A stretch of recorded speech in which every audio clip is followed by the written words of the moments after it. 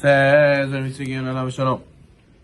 so there's a story with Simcha Zissel of Kelm, alav shalom, where he cried out in pain one Yom Kippur in a Musar talk. He was giving a Musar, and he said, "How could such a thing happen in our yeshiva?" What are you saying? What happened? Everybody was wondering, what is the rabbi talking about? Why is he crying? He said that one of the students washed his hands, he went to run to pray Musaf, and he didn't put back the washing cup properly.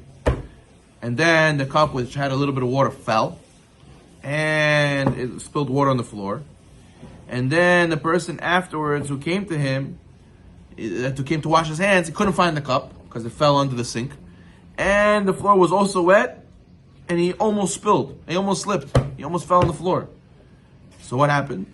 So Rabbi, that's what you're crying about? That's the end of the world. The guy almost fell, and he couldn't find the cup for a minute? He said, yes. That we inconvenienced somebody else, that you bothered somebody else because of your lack of respect for him and not putting it away properly. You were in a little bit of rush. You didn't wait till it landed properly. You just sort of threw it and ran away. For that infraction of thinking about the other person is something we have to cry about. It's something that it should bother us, he said, of Simcha Zissel of Kelm. And that's what the big lesson. You would think, okay, so what's the big deal? No. You cannot take into account things on the expense of others. Yeah, don't worry, they won't mind. Yeah, it's okay. You're not allowed to borrow without permission. You're not allowed to borrow people's time without permission. You're not allowed to borrow and make them stress without them allowing it. Who are you to decide for them? So therefore, he says, if you guys, it doesn't bother you that you did this, that means it won't bother you when bigger things, with money, with other situations. Therefore, I'm crying already now.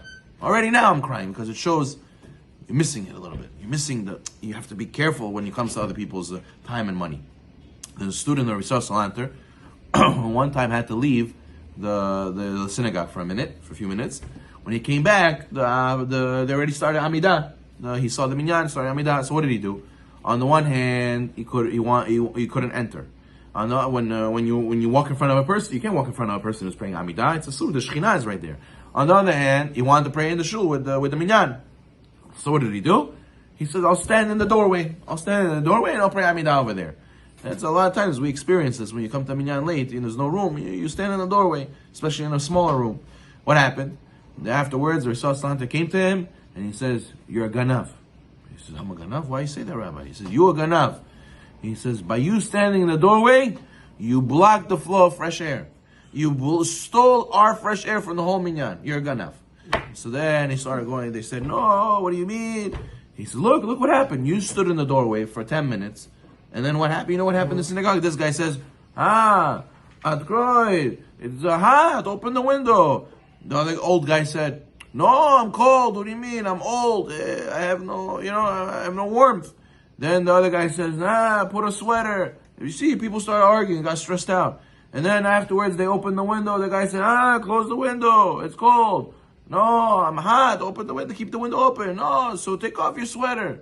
You see, people start arguing. Oh, because you stood in the doorway. Because you blocked the fresh air. So therefore, you see, you think, what's the big deal? I just took a little bit of air from everybody. At their expense, it's fine. He assumed.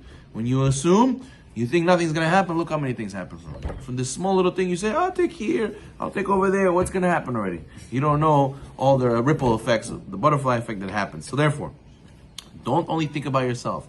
You think only about yourself, Chas v'sholom, you'll damage and hurt a lot of people. Some people smoke. They smoke next to other people. They bother them. Some people, you blow your nose. It bothers them when you're next to them. The Gemara says explicitly, Hashem will even judge them al zot. What's al zot? On this, that he made his friend disgusted by spitting in front of him, blowing his nose in front of him. A person has to be aware of these things. A person has to have in mind others when they go and make it hot or cold in the room. Rav Pinchas the Gemara says, never took part of a meal that was not his, including from the day he became bar mitzvah, including from his own father. Why? He was always afraid the person who was giving him food might not have enough for himself. People invite us or invite themselves over to other people for Shabbat. People assume that other people can just, it's not a big deal, so what? He'll be able to handle it, it's fine. Look, Rabbi Chazan never wanted to take anything from anybody because he didn't want to ever bother anybody. He didn't assume that people will have enough. He always assumed maybe they don't have enough. What am I to say? So therefore, this is the mentality we're supposed to have. Rav Safra, the Gemara